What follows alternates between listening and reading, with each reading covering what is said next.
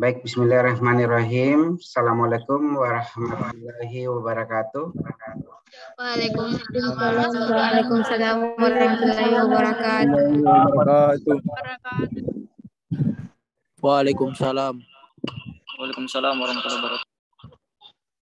Baik, terima kasih banyak adik-adik. Waalaikumsalam warahmatullahi wabarakatuh. Tak balik namanya ya.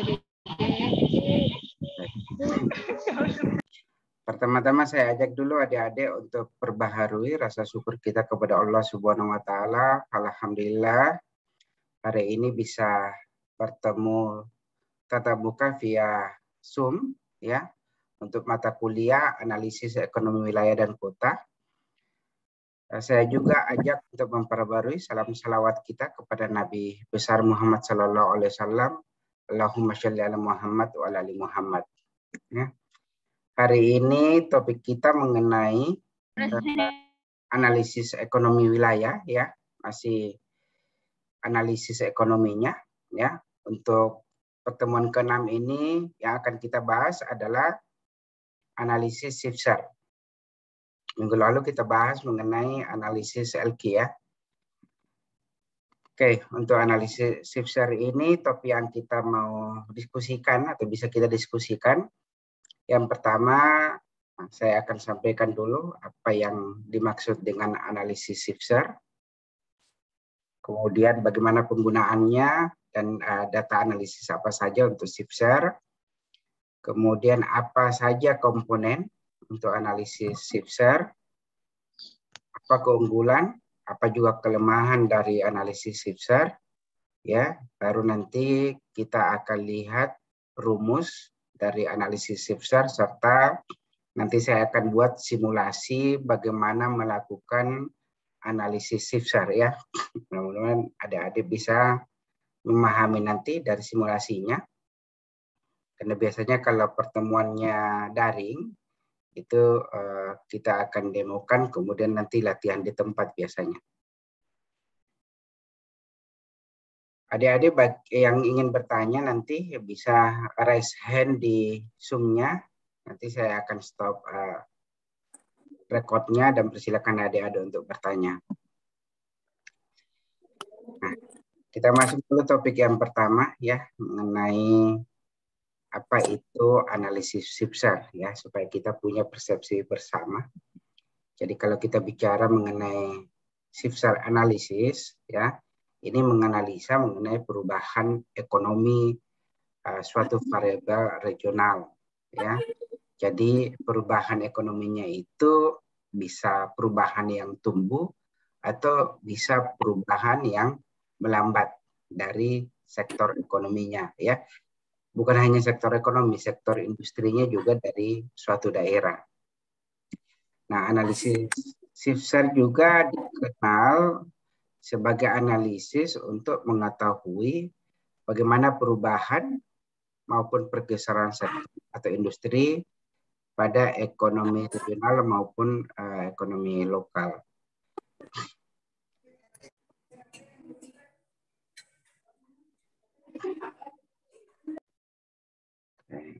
Selanjutnya ya. Nah, analisis SIFSAR ini yang pertama digunakan untuk mengidentifikasi keunggulan sektor suatu daerah. Jadi kalau kita mau lihat sektor apa sih yang paling unggul di sebuah daerah, ya, atau bagaimana perubahan ekonomi atau pergeseran ekonominya dari sebuah wilayah, ya, yang kita gunakan itu adalah analisis SIFSAR ya. Analisis SIFSAR juga bisa menjadi analisa untuk melihat bagaimana dasar ekonomi dari sebuah wilayah. Ya, analisis SIFSAR juga bisa digunakan untuk mengetahui apakah ada perubahan atau ada pergeseran dari sebuah sektor ekonomi regional maupun ekonomi lokal ya akibat adanya perubahan dan perkembangan ekonomi. Kita tahu bahwa pasti akan selalu ada dinamika atau kedinamisan dari kegiatan ekonomi dari sebuah wilayah ya. Itu karena sangat erat kaitannya bahwa masyarakat yang mendomisili wilayahnya melakukan kegiatan produksi yang impact-nya adalah perkembangan ekonomi. Nah, penggunaan data dan analisis SIPSER ini ya, ada dua ya. Jadi analisis SIPSER bisa digunakan untuk melihat pergeseran maupun mengetahui bagaimana peranan ekonomi di daerah ya. Ini mengamati struktur ekonomi maupun pergeserannya dengan cara menekankan bagaimana pertumbuhan sektor di daerah ya akan selalu dibandingkan dengan sektor yang sama pada daerah yang lebih tinggi ya. Jadi ini case-nya atau kasusnya sama seperti analisis LQ, selalu dibandingkan dengan daerah pada level yang di atasnya. Yang kedua ya, ini untuk mengkaji bagaimana pergeseran struktur ekonomi daerah ya dalam kaitannya dengan peningkatan ekonomi daerah pada dibandingkan dengan daerah di tingkat yang lebih tinggi. Nah, data yang ada pada analisis SIPSER itu ada 3 ya. Yang pertama biasanya kita mau melihat bagaimana pendapatan per kapita ya suatu daerah. Yang kedua PDRB-nya, yang ketiga tenaga kerjanya ya. Bahkan kita juga bisa melihat bagaimana perkembangan SIPSER-nya ya, atau pergeseran ekonominya pada sektor-sektor komoditas ya, baik pada komoditas agropolitan maupun pada komoditas minapolitan. Biasanya rentang waktu yang dibutuhkan itu idealnya ya harus punya data 5 tahun terakhir, sehingga kita bisa nanti komparasi antara analisis LQ dengan analisis SIPSER. Nah, apa saja menjadi komponen analisis SIPSER ya? Yang pertama disebut sebagai provincial share ya. Ini biasa juga disebut sebagai perkembangan nasionalnya seperti apa, pertumbuhan nasionalnya seperti apa ya. Jadi digunakan untuk mengetahui pertumbuhan atau pergeseran struktur ekonomi suatu daerah dengan melihat bagaimana PDRB daerah yang diamati pada periode awal ya, apakah ada pengaruh atau ada pergeseran ekonomi dibandingkan dengan daerah yang lebih tinggi. Kemudian yang kedua, komponen pertumbuhan ekonominya yaitu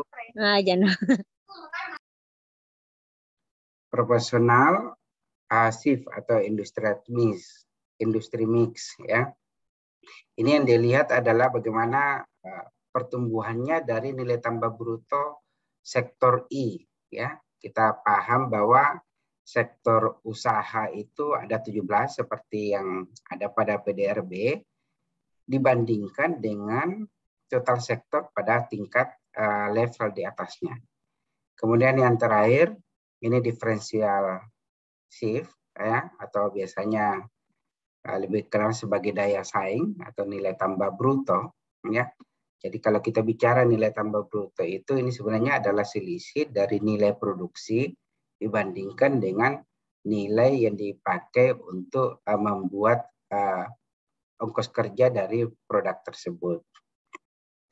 Jadi diferensial shift ini merupakan perbedaan antara pertumbuhan ekonomi daerah dengan nilai tambah brutonya pada sektor yang sama di level yang di atasnya.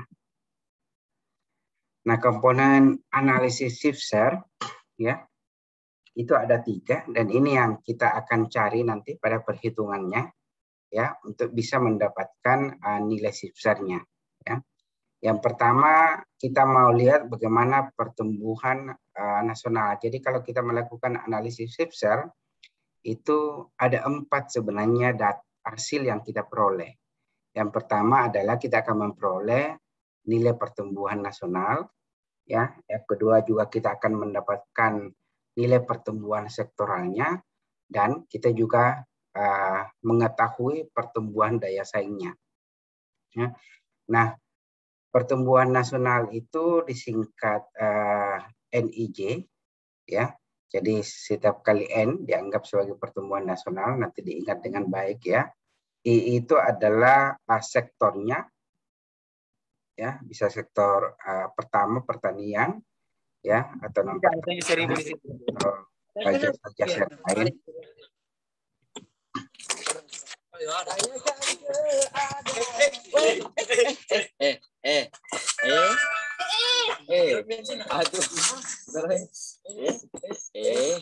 Tunggu dulu karena ini ya. Karena apabila mau bertanya nanti boleh resen.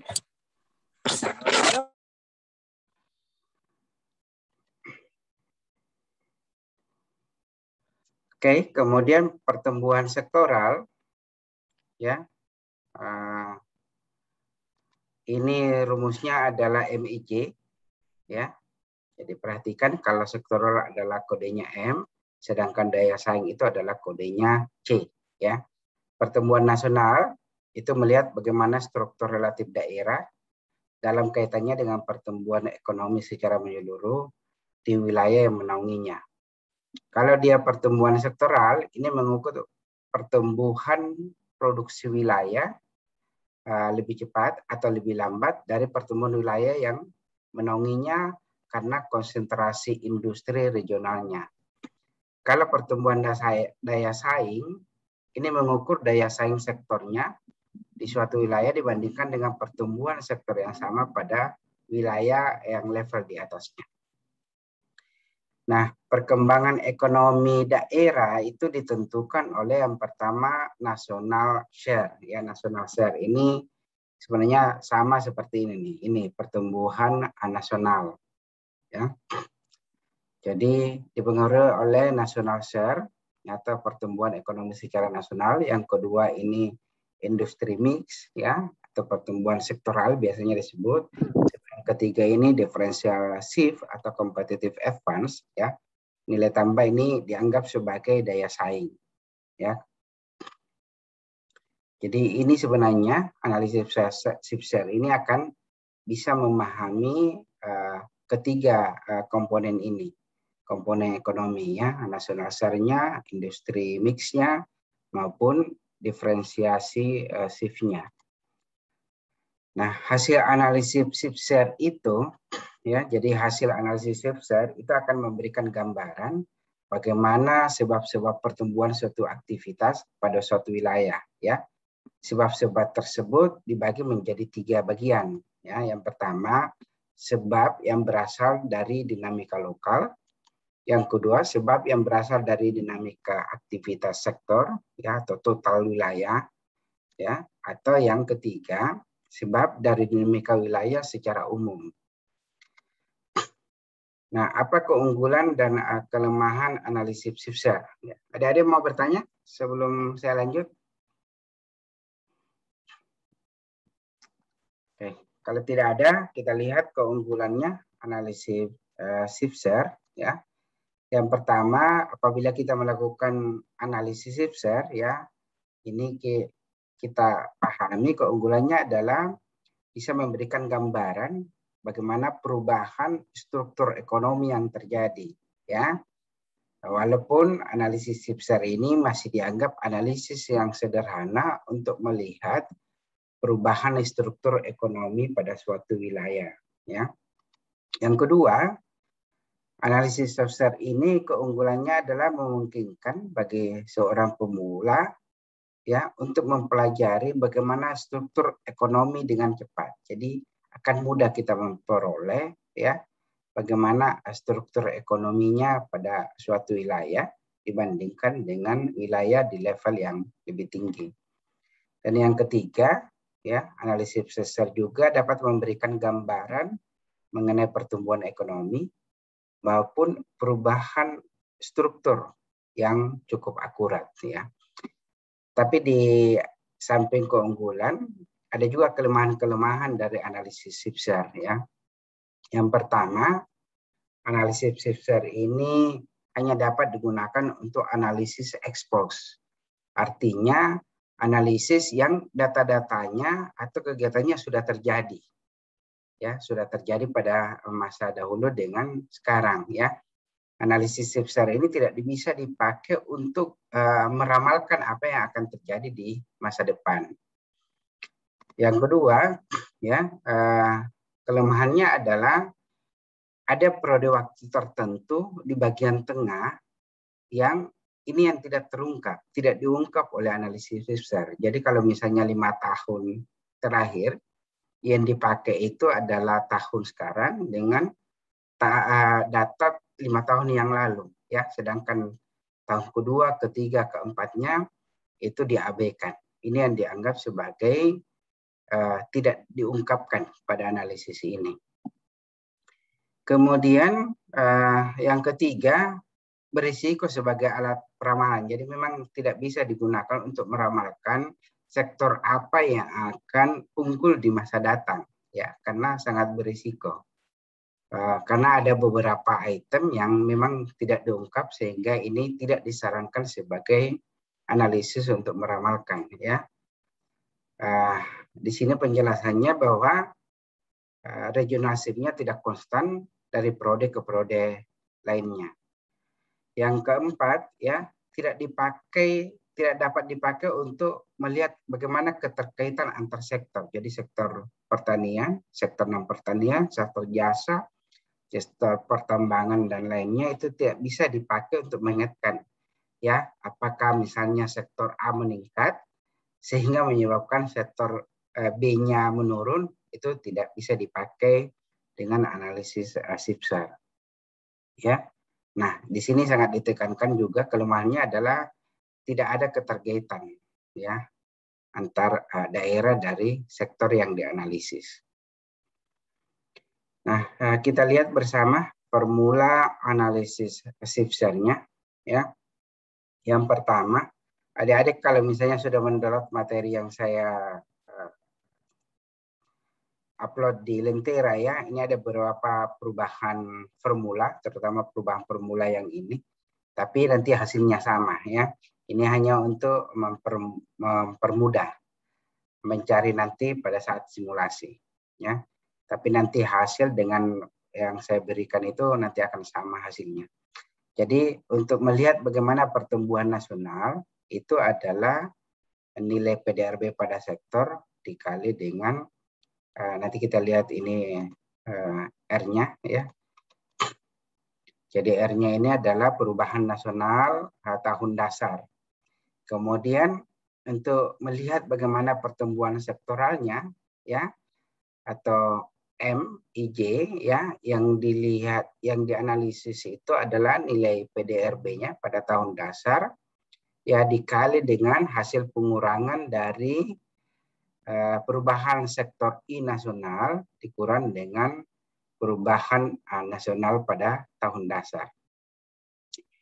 Kemudian yang ketiga, kalau kita mau lihat bagaimana pertumbuhan daya saing, ya, CIC, maka ini formulanya adalah nilai PDRB sektor I pada suatu wilayah dikali dengan hasil pengurangan perubahan sektor I wilayahnya dikurang dengan perubahan sektor I secara nasional, ya.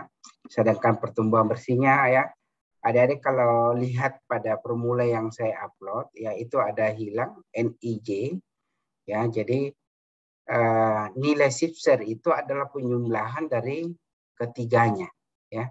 Jadi penjumlahan dari pertumbuhan nasional ditambahkan dengan pertumbuhan sektoral, ditambahkan dengan pertumbuhan daya saing, itulah yang disebut sebagai nilai SIPSAR atau pertumbuhan bersih dari suatu sektor. Nah, bagaimana kita menginterpretasi, ya, hasil nilainya? Jadi jika kita memperoleh IJ, nilainya itu lebih besar dari 0, maka itu berarti bahwa pertumbuhan sektor I, ya, itu termasuk pertumbuhan sektor yang cepat pada wilayah provinsi. Kemudian apabila kurang maka dianggap pertumbuhannya lambat. Kemudian interpretasi untuk daya saingnya, ya, apabila CIJ, jadi daya saing itu indikatornya adalah C, ya, lebih besar dari 0, maka dianggap bahwa dia mempunyai daya saing yang baik, ya, pada wilayah tersebut. Dan apabila kurang dari 0, maka dianggap sektor tersebut tidak memiliki daya saing. Nah, kemudian interpretasi yang terakhir atau analisis Shifter-nya itu penjumlahan dari ketiganya ya. Apabila lebih besar dari 0, maka dianggap pertumbuhannya progresif ya. Apabila kurang dari 0, maka dianggap pertumbuhannya lamban. Nah, ini analisis Shifter ya. Pada umumnya ya, setelah mengetahui analisis Shifter, kemudian mengetahui analisis Elki ya, itu kemudian kedua analisis ini dikomparasi untuk bisa mendapatkan 4 kuadran ya dari bagaimana sektor tersebut pada wilayah tersebut. Jadi apabila nilai LQ-nya lebih besar dari 1, kemudian nilai Shifter-nya lebih besar dari 0, maka semua sektor yang memiliki nilai keduanya ini adalah merupakan sektor unggulan ya. Sektor yang memberikan sumbangsi ekonomi paling besar pada masyarakat di wilayah tersebut. Kemudian apabila LQ-nya kurang dari 1 ya, sedangkan Shifter-nya lebih besar dari 0, ini disebut sebagai sektor andalan. Ya, sektornya masih memiliki pertumbuhan progresif, tapi komoditasnya bukan menjadi komoditas basis pada daerah tersebut. Sedangkan apabila LQ-nya lebih besar dari 1, ya, tapi Shifter-nya kurang dari 0, ini dianggap sebagai sektor prospektif, masih punya prospek karena komoditinya adalah komoditi basis, hanya pertumbuhannya termasuk pertumbuhan yang lamban pada sektor tersebut ya.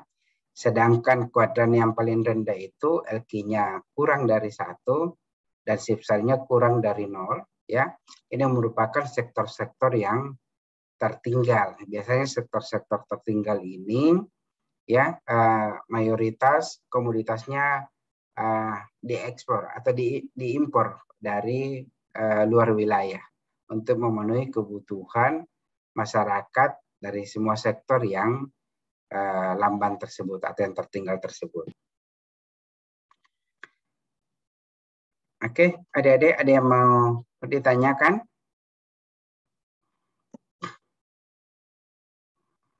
Ya, ini contoh perhitungannya. Ya, ini hanya saya tampilkan saja, tapi saya akan mensimulasikan di Excel dari data yang sudah kita miliki, yang sudah kita pakai pada minggu lalu, untuk melihat bagaimana Shifter-nya, dan sekaligus kita melihat bagaimana tipologi klasen atau komparasi antara nilai LQ dengan nilai Shifter. Ya.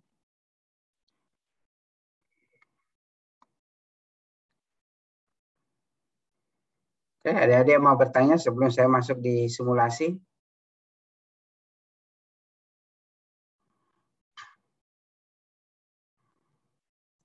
Oke, kalau tidak, saya buka dulu data yang minggu lalu ya. Minggu lalu kita bahas mengenai analisis Shifter, ya, analisis LQ. Ya, analisis LQ itu, nah kita hide dulu ini.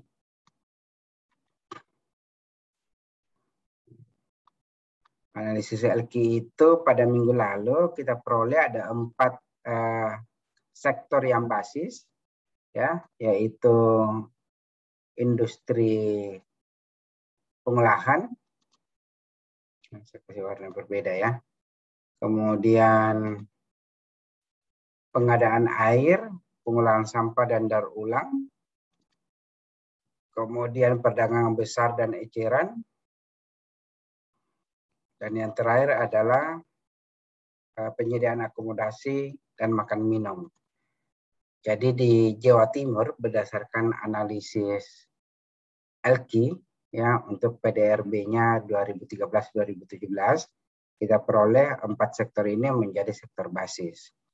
Nah, bagaimana kita menghitung analisis LQ ya? Ikuti dengan baik adik-adik. Jadi yang dipakai datanya itu hanya di data tahun awal dengan data tahun akhir ya. Sedangkan 3 data yang di tengah ini saya sembunyikan karena tidak akan kita pakai, ya.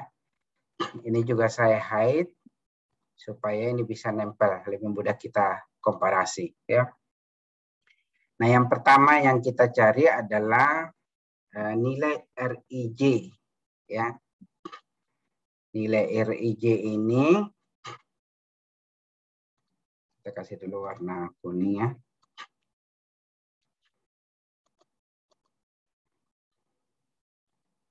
Oke, nilai RIJ ini itu adalah sama dengan dalam kurung nilai PDRB awal, ya, dikurang dengan nilai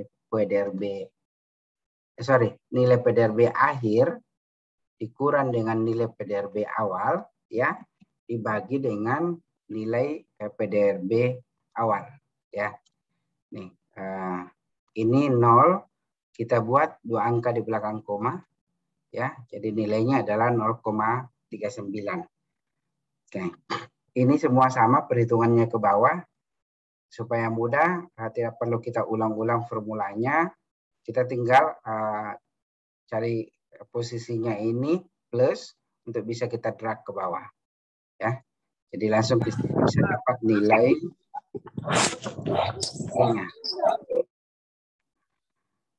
Oke. Setelah kita dapat nilai RIJ-nya, kemudian ini kan sektor untuk Jawa Timurnya, kita lihat lagi RIN-nya, ya. RIN. Oke, RIN ini adalah menggunakan data satu level di atasnya, ya, atau skala nasionalnya.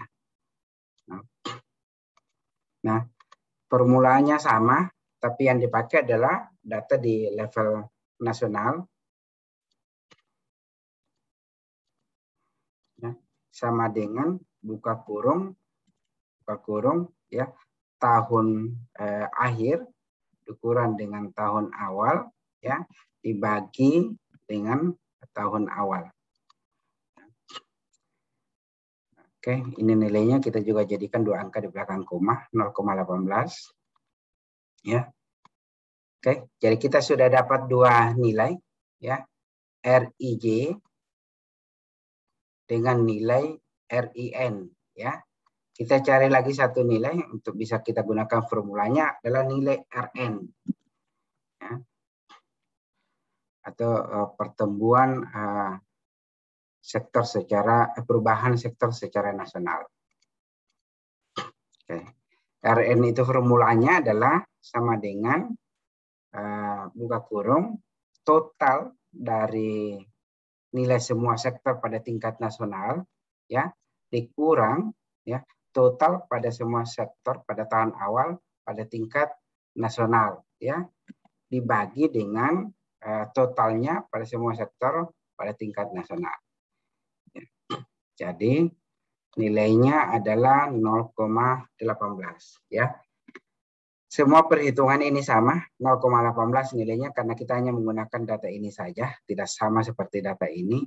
Sehingga ini supaya mudah kita copy, ya. Kemudian kita blok, kemudian kita pilih paste dengan value, ya, supaya nilainya semua sama. Oke, sehingga kita mendapatkan semua nilainya adalah 0,18. Oke, mudah-mudahan sampai di sini bisa dipahami, ya. Sekarang kita mencari nilai untuk pertumbuhan nasional, ya. Pertumbuhan nasional itu kodenya adalah INIJ.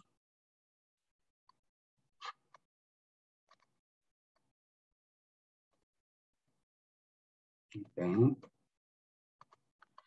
Nah, saya buat dulu saja semua. Jadi setelah pertumbuhan nasional, kemudian ada pertumbuhan sektoral, ya.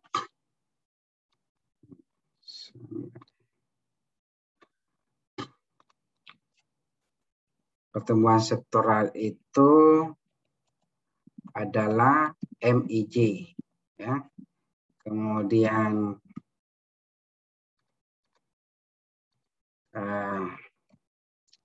ini CIJ, ya, ini adalah daya saing, Nah, kemudian ini adalah shifternya. Ya. Saya tarik supaya bisa terlihat dengan baik. Ya. Oke. Oke. Nah, ini yang kita perlu cari, berapa nilainya untuk pertumbuhan nasional, pertumbuhan sektoral, perubahan daya saing dengan nilai shifter. Ya, kita lihat formulanya untuk pertumbuhan nasional. Ya, kalau kita lihat formulanya, tunggu saya copy.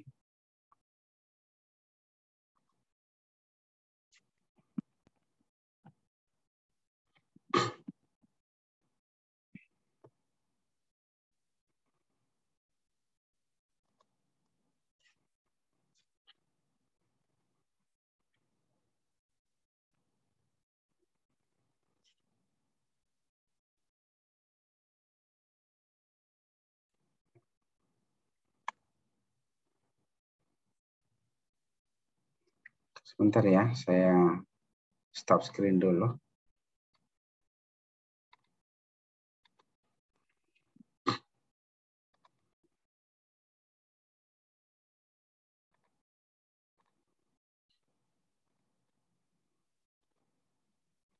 Oke.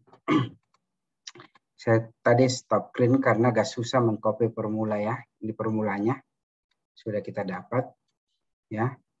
Untuk mendapatkan nilai NIJ itu adalah nilai EIJ dikali dengan nilai RN ya, atau nilai PDRB pada sektor I di wilayah regional dikali dengan perubahan secara nasional ya. Jadi ini sama dengan nilai ini ya dikali dengan nilai RN di sini nih ya. Nah, ini nilainya. Nah, kita belok. Ya. Jadi apabila semua nilainya adalah positif, berarti pertumbuhan nasionalnya itu mengalami pertumbuhan. Kemudian kita lihat lagi untuk pertumbuhan sektoral. Ya. Pertumbuhan sektoral itu kita bisa lihat di sini formulanya.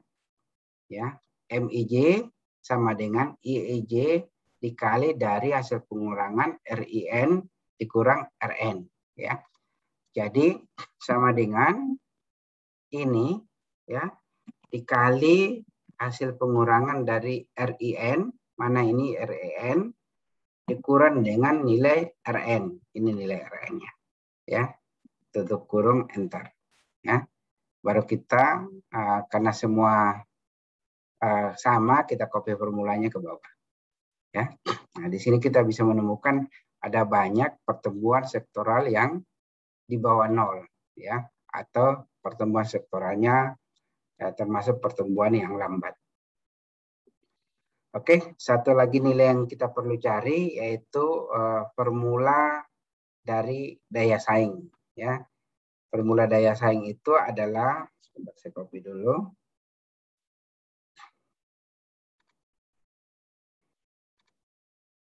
Oke.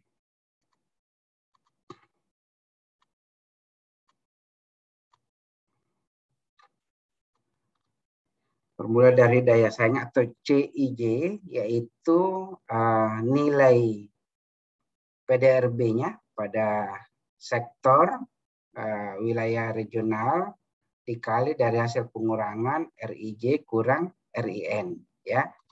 Atau sama dengan nilai ini ya dikali dengan pengurangan dari RIJ dikurang dengan RIN.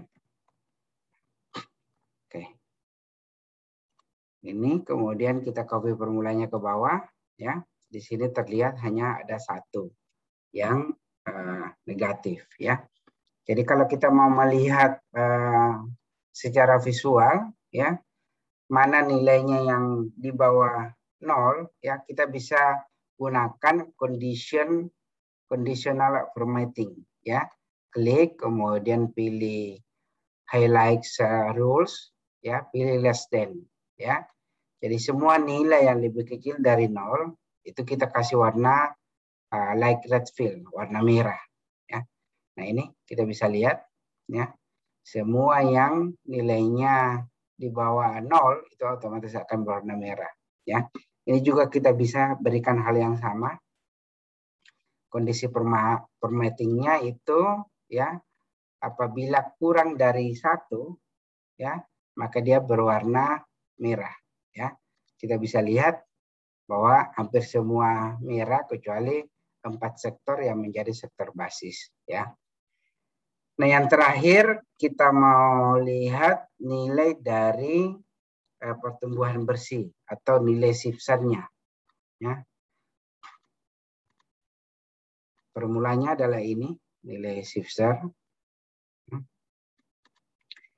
Jadi SIFSAR itu adalah penjumlahan dari NIJ ditambah dengan MIJ ditambah dengan CIJ. Ya. Jadi sama dengan ini ditambah dengan ini ditambah dengan ini. Ya. Kita tinggal drag ke bawah, ya, dan kita bisa lihat di sini bahwa untuk pertumbuhan bersihnya semua nilainya adalah positif, ya. Berarti semua pertumbuhannya adalah pertumbuhan yang progresif untuk semua sektor di Surabaya. Nah, yang terakhir yang kita mau cari adalah tipologi klasennya. Tipologi klasen, ya, untuk menentukan sektor mana, ya, yang menjadi sektor unggulan andalan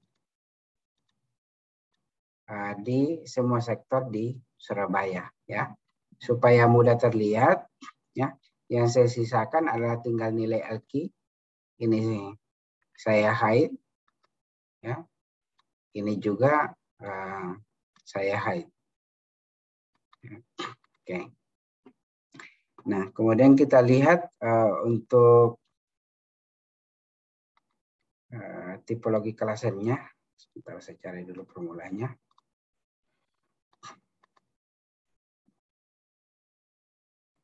Oke. Sorry.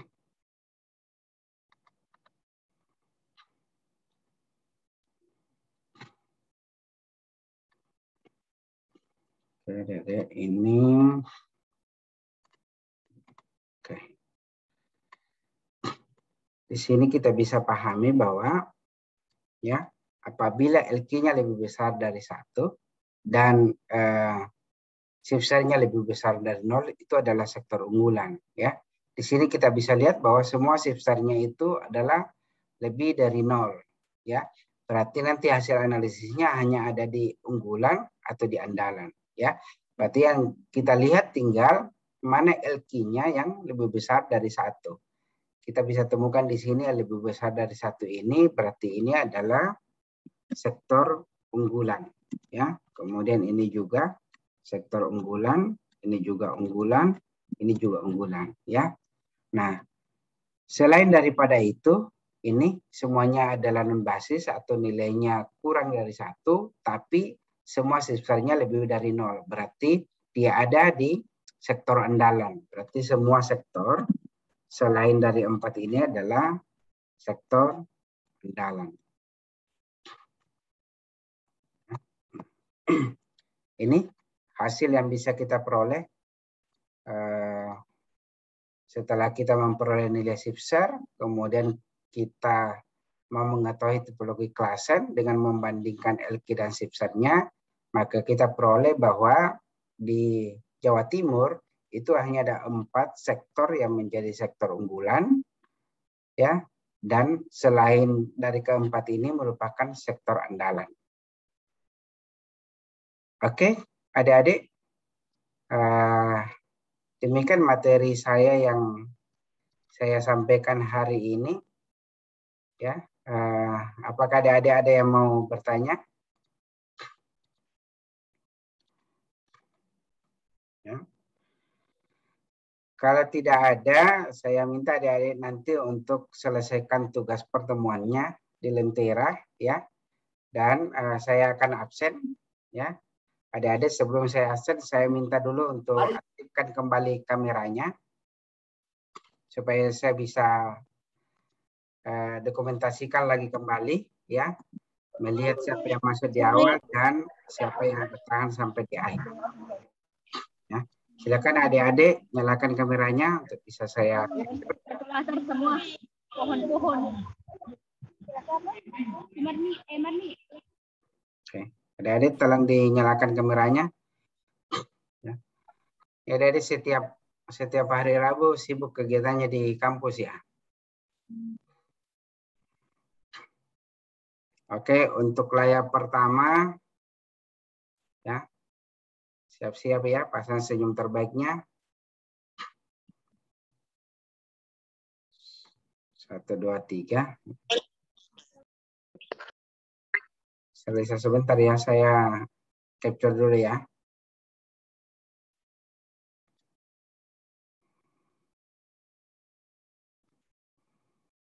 Saya matikan dulu ini.